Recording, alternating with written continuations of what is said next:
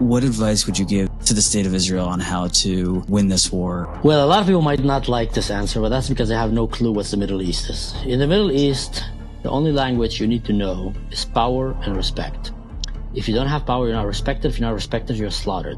When you show power, people start following suit and start, that's what you see in all these Arab countries as well. When the dictatorship leaves, it becomes, mayhem, because it was a strong dictator. It was evil, but it was strong.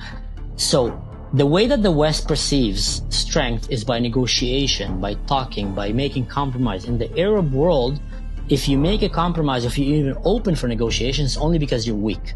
Because if you weren't, you will take it. You will take that land, you'll kill these people, you won't even negotiate with them.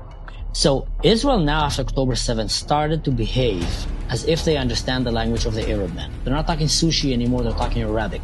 And I think that's very important that they keep showing that they're strong and that they're not playing game, and they start behaving like a regional power. We are the ones who dictate how things are going to happen here. We're not going to let minorities be slaughtered.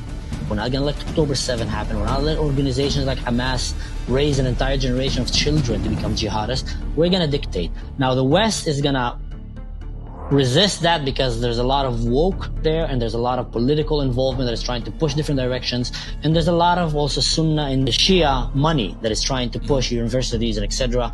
to make them hate Israel. But Israel have to stand its ground and keep standing strong, because the deterrence in the Middle East is one of the most important ways to avoid bloodshed. One of the things that they teach you actually on SWAT, when you want to come and take down, a house full of terrorists and not hurt the hostages, they say maximum power through maximum entrances through minimal time. You want to bring as much power as you can through as much entrances as you can, from the ground, from the walls, from the windows, from the ventilation system, in minimal time. So when you come with a lot of power, you end up using less power, because the enemy will surrender immediately, or you take him fast. If you come and send just one James Bond going in, or Jason Bourne, it's going to become a bloodbath, because you just went unprepared. So a lot of time, by showing a lot of strength, you end up actually having to use way less strength.